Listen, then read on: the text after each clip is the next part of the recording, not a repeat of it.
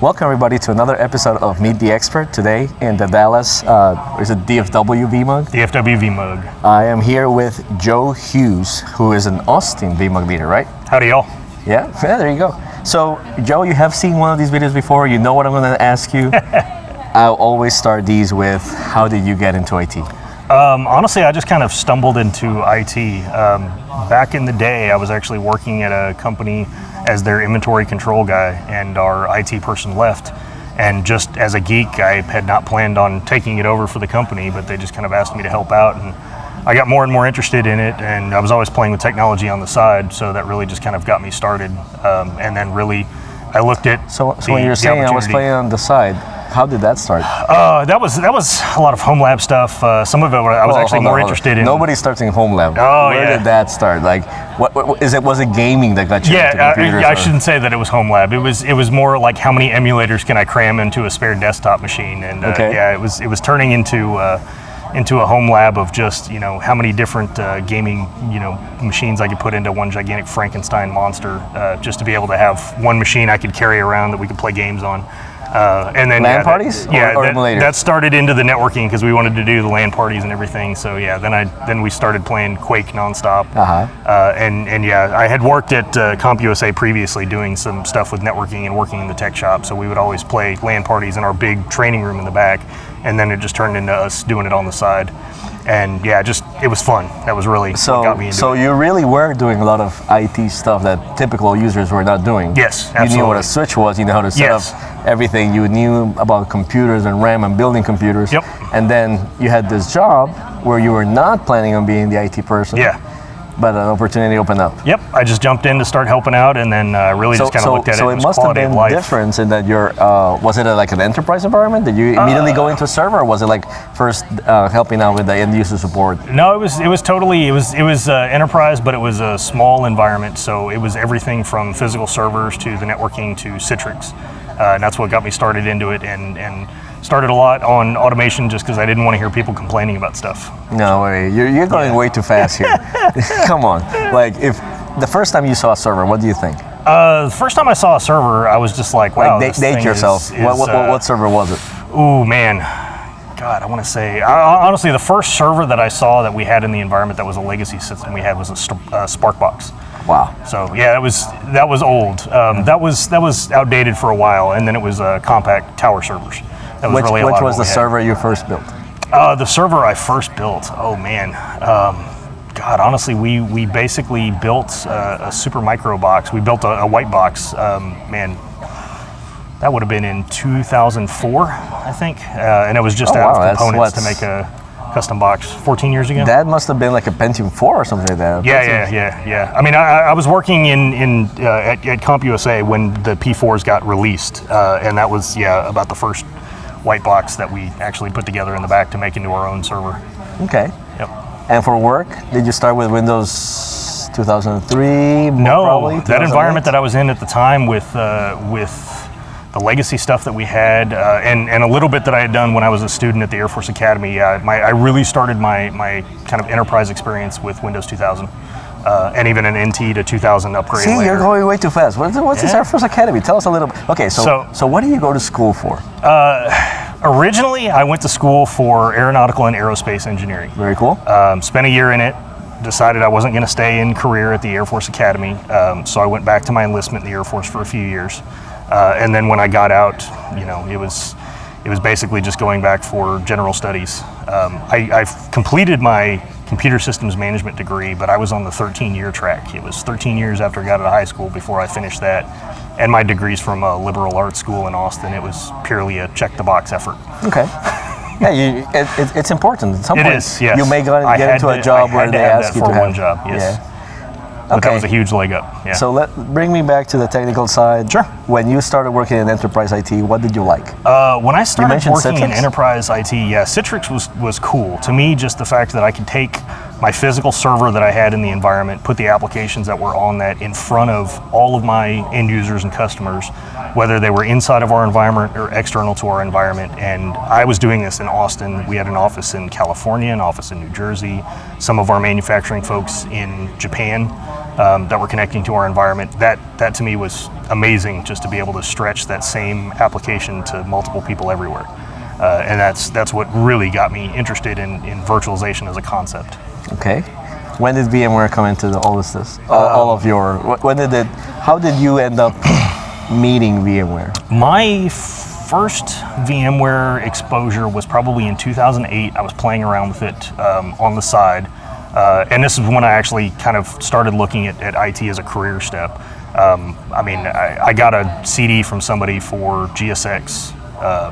God, I want to say it was probably 2.5 at the time. Wow. So it was some old stuff that I was playing with, again, with just an extra spare desktop that I had at home just to try and learn. And then the first environment that I worked in was a small credit union where we purchased a brand new blade chassis. We had 3 hosts that we installed. What blade chassis was it? It was a Dell M1000E. M610s? Yeah. I learned. Yep. I started with those too. Yeah, we had 3 of those for our hosts and 2 for our SQL servers, and we apparently decided to buy one as like a hot spare just because we thought we had the money to throw around for it. Yeah, I don't know why we ever did that. But it was good. It was a great insurance policy there. Yeah, and we did our first install on ESX4 and did the upgrade to 4.1 probably 6 months after we deployed it. And myself and the network guy had never seen it in production before, so we were totally learning on the fly. And then went to a class like cool. Almost a year later. Yeah, it was interesting. It's actually much more beneficial when you go to a class after you try to get stuff working. And then I remember the first time that I thought I had configured VMware. Mm-hmm. I did not create a cluster. Oh, yeah. I joined the host of the vCenter. I'm like, yeah, there's done. Cool. Nice. That's awesome. Yeah, we found a lot of stuff that we had misconfigured because it worked out well that myself and the network guy were able to go to the same class, and it was an official course. It was a reseller in town that was giving like a 2-day long training session that was basically a little bit cheaper for the local. This was super helpful. Yeah, and we had pages of questions of all the stuff that we realized we had done wrong but didn't know how to do it right. So yeah, that turned out really well. And then right after that was when I went and attended my first VMUG event in Austin, and it was actually 2 of the local guys that were some of the original vExperts, David Marshall and Edward Haletke. I walked in and I'm standing there just kind of looking for which room I'm supposed to go to, and I was staring at the map of the hotel for the layout, trying to figure out where to go. And Dave Marshall just kind of came over and he was like, "You look lost." Yes, I'm totally lost. I don't know what I'm doing here. I'm not even sure where I'm supposed to go. And he said, "Come with us, we'll show you everything. If you have any questions, ask Ed. He can teach you anything you need to know." And Ed made the comment to me of, "Oh yeah, sure, I wrote the book." And I was like, haha, good joke. And he said, no, you can actually find it online, you can buy it. I wrote ESX in the Enterprise for version 4. So yeah, those were the 2 guys that kind of welcomed me into the environment. It's crazy. It's crazy how just taking a little time. Yes. From work. And sometimes your boss lets you, and sometimes you have to take a PTO. I called in sick that day.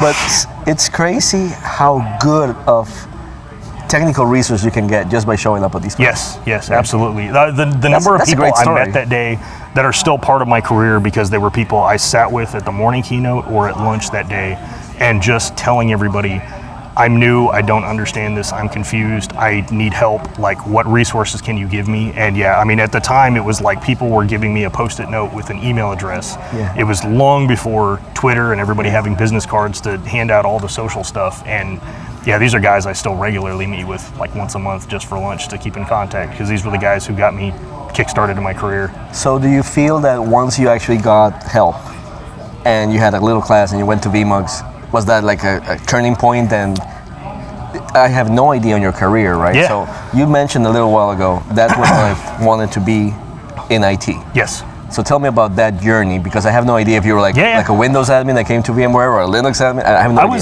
I was a Windows admin, and like I said, a little bit of Citrix experience, and that was really a lot of what we did was more giving full desktops to people because of the application that we used for our resource planning and everything. We couldn't do it as any sort of a thin app.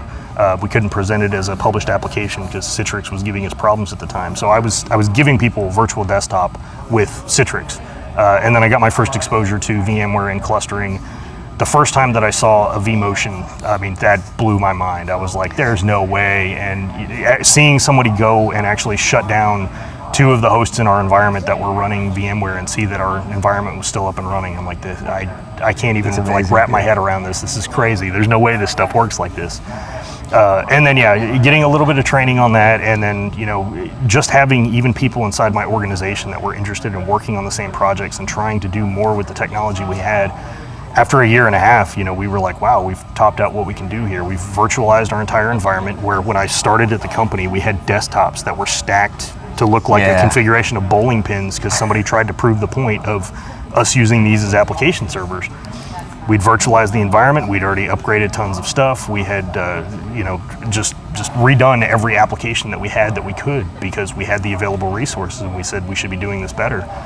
From there, I spent, you know, a year and a half at that credit union, and I only stumbled into that opportunity because I had gotten laid off actually from that manufacturing firm where I was doing the Citrix stuff. I had just finished 5 years there essentially, and then I got a reduction in force layoff, and 6 weeks later I'm working as the, you know, junior Windows sysadmin and night operations guy at the credit union, and it just started from there. I got into virtualization. I loved it, played with it. Night operations? Yeah. So you were the guy doing a lot of the conversions, because obviously they were trying to do it at night. Stuff. Yeah. So that's great experience. Oh yeah, I mean, I was the guy swapping tapes. I was having to tear off green bar printer and go drop it on everybody's desks for, you know, accounting in the morning. It was it was a god awful, terrible experience, but it's part of what proved to me, like, I've got to do this. Yeah. I realized after that human beings are not supposed to work night shift. No.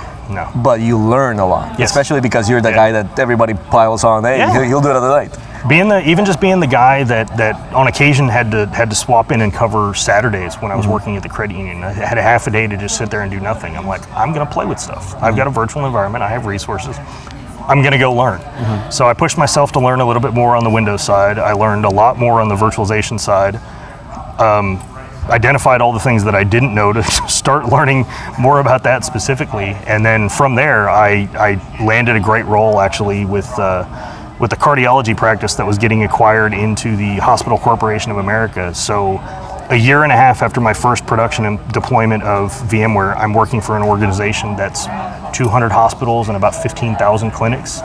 And I was only in that role for about a year, where I was just pushing myself to do more on the virtual side with automation. I had loved learning PowerShell from the very beginning. Hold on. You're glossing over. All right. When you finally were doing production stuff, and you were, what were you using? Converter, plate spin, whatever? Yeah. So at any point here, certifications? No? At any point here, did you figure out VMTN forums and stuff? I had heard about VMTN, but I had not gone and joined until I had left the credit union. So I was about a year and a half, almost 2 years into my career on VMware before I actually joined and started watching the forums. And really, it was when I started getting more into PowerShell, and when the VI toolkit was coming around, and like the first time somebody told me about a script and a report that they had gotten that had Alan and Luke's names on them, you know, I was like, ooh man, this is definitely a cool resource. I can go steal their code and go learn the things I'm doing wrong. Okay. So was Alan's blog one of the first resources that you started? Yeah, that became part of I want to say at the time, I had a plugin for Firefox that was like Daily Coffee or whatever, that would automatically open up tabs for the 10 or 12 favorited sites that I had. So yeah, I was going and looking at like Yellow Bricks, and I was looking at virtual.net, and I was looking at some of the stuff that Luke Deckens had, and finally VMTN rolled in there, and I just totally creeped out on that forum for probably 3 years without ever contributing, doing nothing other than just lurk around and lurking. And yeah, I just watched and just learned from the sidelines, because I thought I had absolutely nothing to contribute back to it. You know, I didn't think I had the skills or the knowledge. So what happened first? VMTN participation, or did you figure out that people were starting to use Twitter? Honestly, I figured out that people were starting to use Twitter. I had been through 3 different Twitter handles before this, because I at the time was doing a lot of stuff with companies. I gotta know what were the other ones. Oh man, God, I'd even have to. I would actually have to go look those up. I'll see if I can find. They weren't Master Lord 86 or something. No. Yeah, they were. Yeah. I want to say at least 1 or 2 that were goofy cartoon ones. So yeah, I'd have to go dig those up. God, God, that's a terrible trip down memory lane. And that was when I just thought Twitter was just for goofing around online. I had no idea that it could be a tool. Most people, when we first heard of Twitter, it was like, make an account. Okay. Right, yeah. And they were like, what do I do now with what? this? Yeah. It wasn't the news service that it is today. No way. Yeah. No, it was not useful for connecting people or following them. It was just, here's an instant thought I had in my head that someone may never read. Yep. So, okay, you got into Twitter. Can you tell me how you got into the V community? Because I know you're an Austin VMUG leader now. Yeah. So, excellent examples on how the leaders are that entry point into the ecosystem and how they really help people go from feeling nothing to, oh my God, there's so much available, right? So tell me about your V community involvement and how it evolved. My community involvement was really just for a lot of the local meetups. I had been invited to probably 3 or 4 of the vExpert lunches in the past, even before I made vExpert, just because it was local people that were meeting up. And then I got invited to a handful of other local meetups that started stretching into when people started doing a lot of the DevOps communities, or we would get networking and virtualization and server guys together to just compare notes on enterprise problems that we had, or anybody that worked with someone that thought they were worthwhile would kind of just bring them along, and we would just have these larger groups of people that would meet for lunch. And most of it was we all had lives and families, and most of us had terrible jobs that kept us up late at night or working on operations. So we couldn't afford to do a whole lot more than like take the lunch break to do it. And from there, I just got a little bit more active in the Austin VMUG events and kind of went to everyone that we had. But our VMUG was not doing very well for a few years. And myself and Mike Wilson, when we bumped into each other at VMworld last year, it was my first VMworld, so everything was totally like mind-boggling to me. I had just made vExpert a week before or 2 weeks before. See, I remember that you were kind of new to the community. Yes. So I didn't know you were running ESX from the 4.0 or even before. Again, I was just a lurker on the side, and in my mind, I was still a Windows guy that was just doing virtualization. Okay. I had not really made the full conversion until years after I'd been running VMware. It was at the point that I became, the top systems engineer on the team that was dealing with the virtualization, the storage, our backups, and automation, and as well as our system center environment, that I was like, wow, I kind of have to do a little bit of everything for all this stuff. That's kind of cool. I'm kind of a big deal now. Well, you never say that. But okay, was this still at the hospital? Yeah, that was still when I was there for HCA. Definitely, with that scale, you got to learn automation. Yeah. So it was interesting because the first couple of times, 2 years that I was there, they had our all of our 15 divisions send one representative, basically whoever was the top systems guy, and then in another meeting whoever was the top network guy, to get those people in the same room at the corporate headquarters to talk to each other, talk to the corporate overlords, and exchange ideas and tell them what worked in the field, what didn't work in the field. And it was kind of at that point where I'm like, man, I'm sitting at a table with people that I've seen some of their programs that they write that are 15,000 lines of code that I use day in and day out, and these things save me hours of actual human work effort per day. And I'm sitting here in a conversation with these guys, and they're asking my opinion. I was like, this is pretty cool. Right? There's something to this whole community empowerment. First of all, you got invited. Somebody chose you. Yes. Somebody said, you are our guy. Yeah, my boss said, you're the one you're sending. You're going to go up there and you're going to represent us, and we think you've got kind of the best view of everything in our little part of the ecosystem to go talk to everybody as part of the greater whole. Cool. So that meant a lot to me. Yeah, that was a big change in my career. When did you present to the Austin VMUG? Man, my first presentation to the Austin VMUG, honestly, was just emceeing the events. So that would have been probably. So you're already a leader then? Yeah, I was already a leader before I presented, and even that was really, like I said, just emceeing, and I kind of jumped on and gave my little soapbox pitch of about 20 minutes of talking to everybody after we'd had a presentation about career path and certification and going down the VCDX path, and I just threw in a little bit of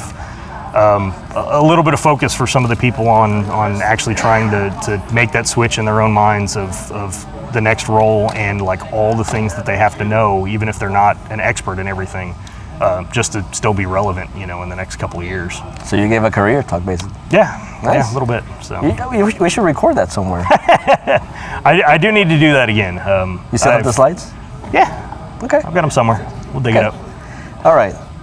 Bring me back to your career. Are you still with HCA? No, I stayed at HCA for 4 years. From there, I left. What would you say that was the top 3 things that you learned, or you know, when we're working as engineers, yes, we really are looking for a salary and what am I learning? Right. It's both things. So yeah. After 4 years there, you know, this was really the biggest environment you've been at.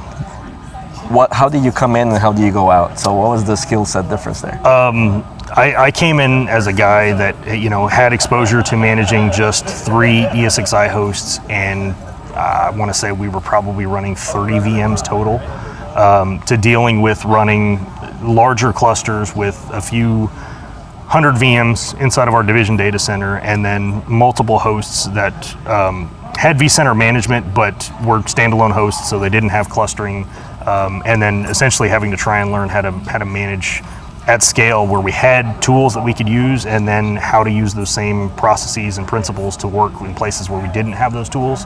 That was an interesting shift to try and basically figure out, here's where I can do everything that the enterprise will allow me to do, where I've got all of my tooling for vCenter, and then here's how I can try and make these same things work within just a standalone host where I can't migrate things around and I have to work within the constraints of small scale.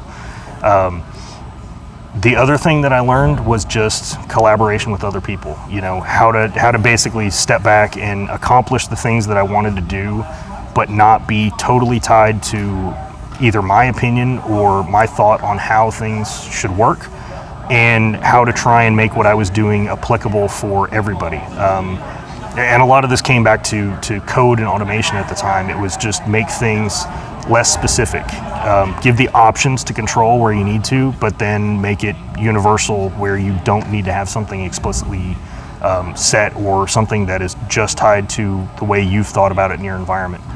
And then from there, it was just a little bit of it was, actually I shouldn't say a little bit of it, and I credit like the greatest director that I had and the greatest boss in my entire career was my director when I was at the hospital. What's his name? Mike Blum.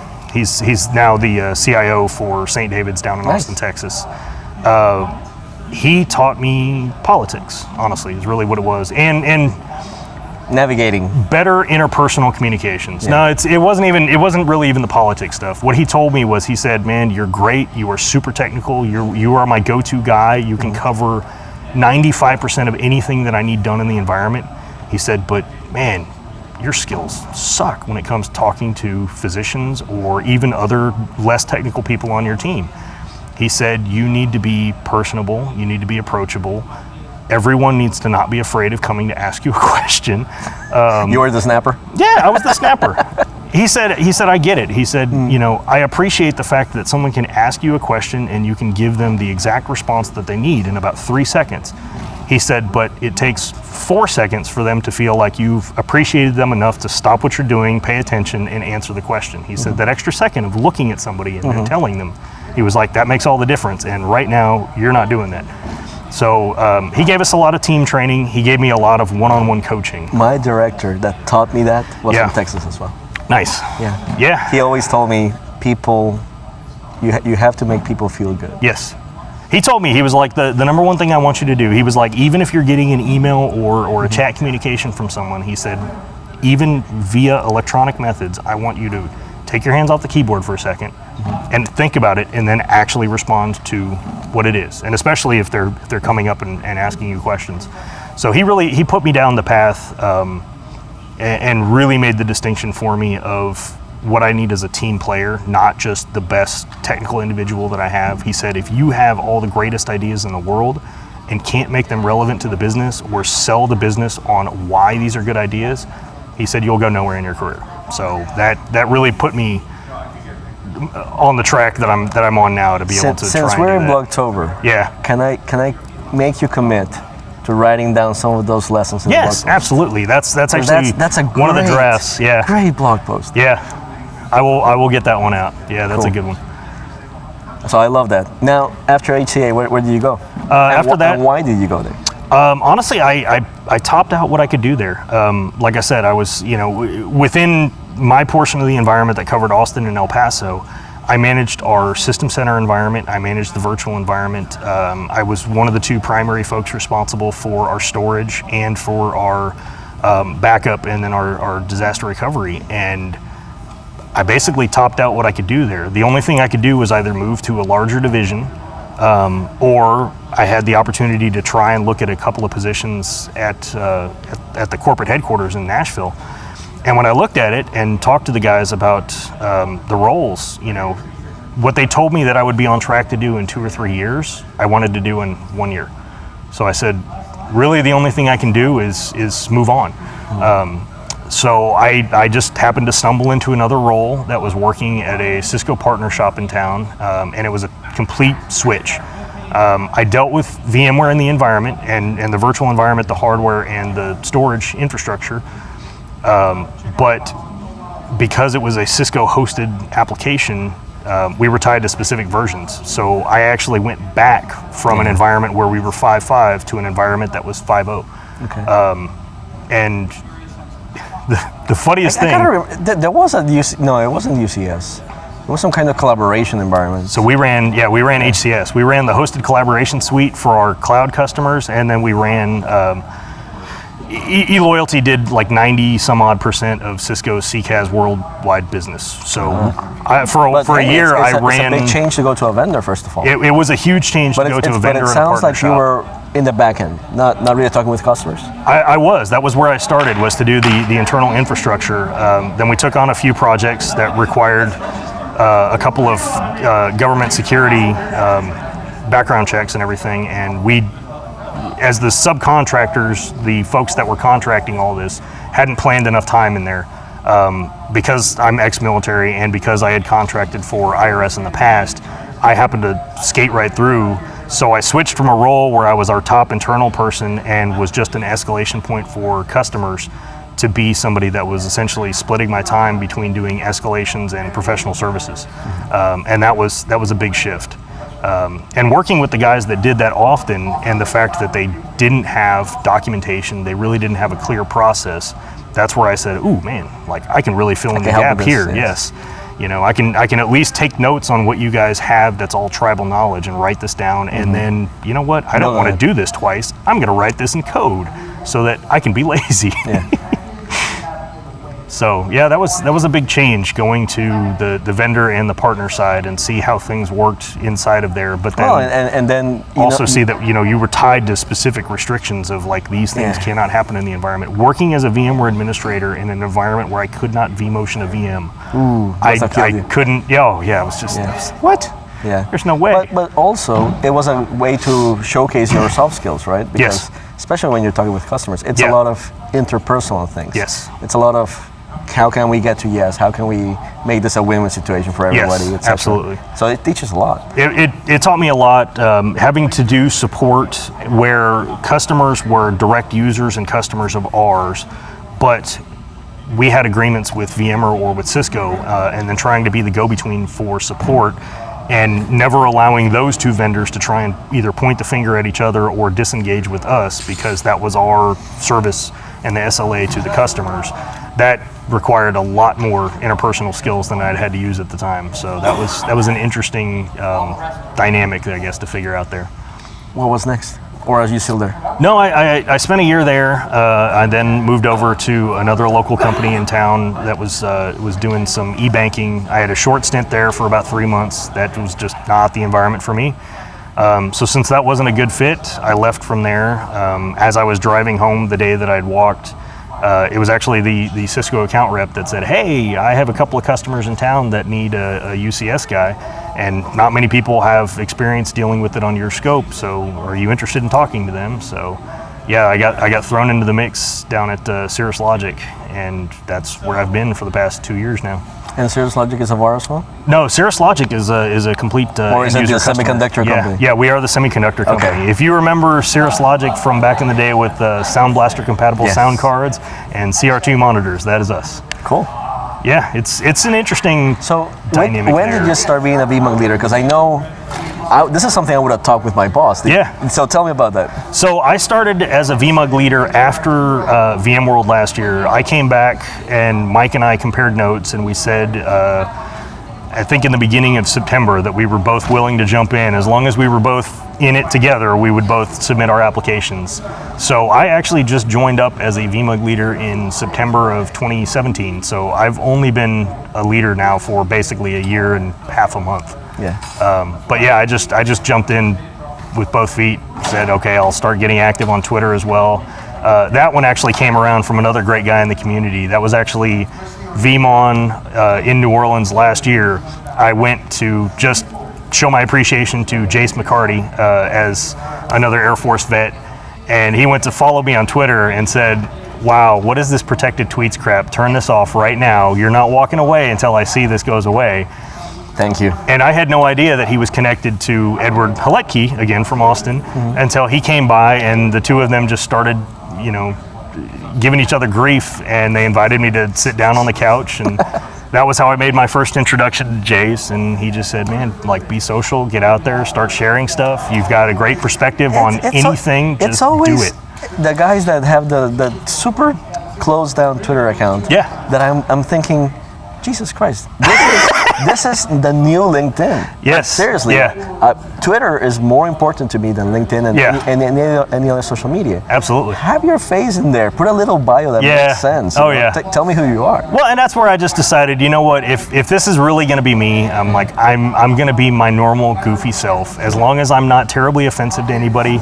A few people might mute me, that's fine, whatever, you know. But I was like, this is me. I get to be a goofball online, and people actually can tell that it's the real me coming across in anything that I'm saying. So yeah, it was just a handful of people all along the way that just said, go do this, go do this, go do this, be active, come show up, just attend, just talk to the people in the room, and that's all it takes, you know. All right, very cool. I think I've gotten to know you quite well. I'm very happy for this. Yeah.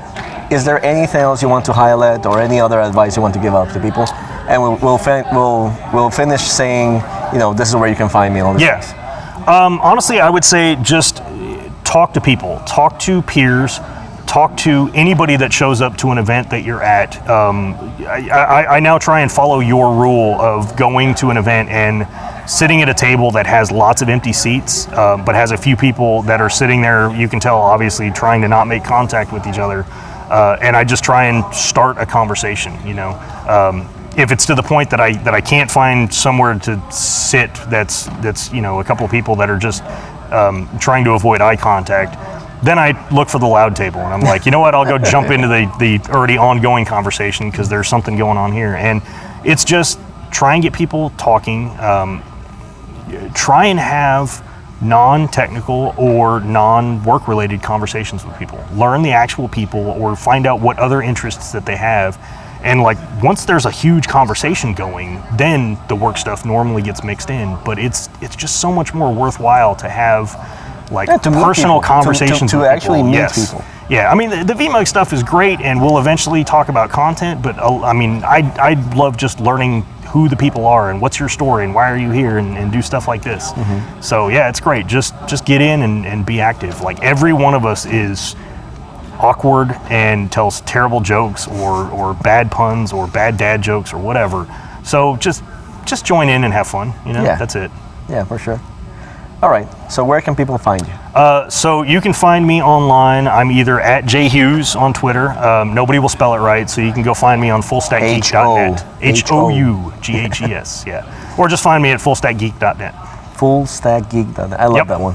Is it based on the Full Stack Engineer podcast? Yeah, some of it was based on that, and then some of it, one of the ongoing jokes, especially for a lot of my time in the service, was everybody said I didn't know they stack shit that high, so I am the Full Stack Geek. You gotta own it, man. You gotta own it. No, it's beautiful. All right, well, thank you so much, Joe. It was Absolutely. a real pleasure. Thank you, Ariel. No problem. Appreciate it. Ta-da. That's really good. Yeah, thanks. Now let me see if I didn't run out of battery or something. Uh-oh. That's happened to me once. Nope, we're good. All right.